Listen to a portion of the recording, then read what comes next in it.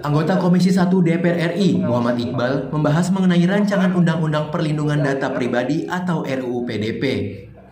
Dalam diskusi yang diadakan di Media Center Gedung Nusantara 3 Senayan, Jakarta pada tanggal 31 Agustus 2021, Iqbal mengungkapkan bahwa dirinya khawatir mengenai sistem keamanan data pribadi di Indonesia. Ia menyebut beberapa kasus yang terjadi di Indonesia beberapa tahun terakhir, salah satunya kebocoran data BRI Live yang kehilangan sebanyak 2 juta data pribadi nasabahnya yang dikabarkan akan diperjualbelikan oleh peretas. Iqbal secara tegas mengatakan Indonesia saat ini mengalami krisis perlindungan data pribadi dikarenakan penyimpanan data di Indonesia dinilai cukup lemah. Ia juga menjelaskan betapa berbahayanya jika data seseorang berhasil diretas. Data tersebut bisa saja disalahgunakan, contohnya dapat diperjualbelikan. Iqbal menekankan Kementerian Komunikasi dan Informatika untuk melakukan penguatan terhadap penyimpanan data perusahaan di Indonesia, baik swasta maupun lembaga pemerintah.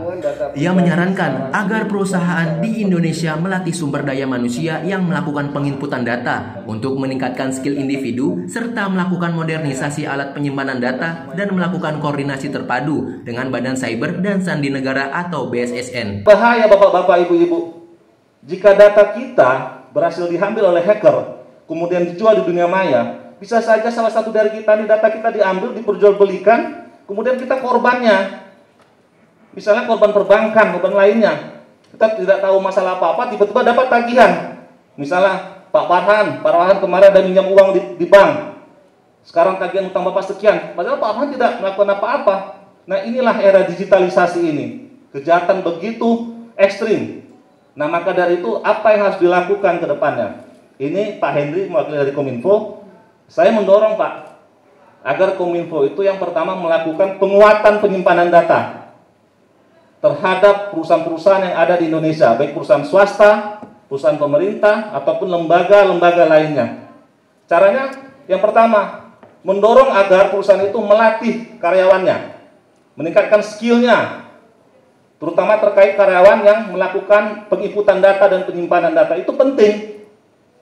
Kalau SDM-nya tidak mumpuni, itu gampang hacker mencuri.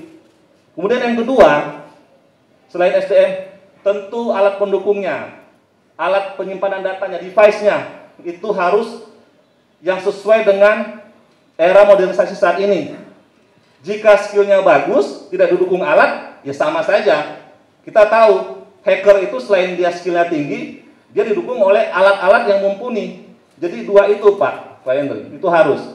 Kemudian, ke depannya, saya menginginkan adanya koordinasi yang terpadu antara Kominfo sebagai leading sektor dengan BSSN, Badan Cyber Sandi Nasional, dan Polri. Dari Jakarta, Andi Rezaldi, Halidia Dianisina melaporkan untuk Sinpo TV.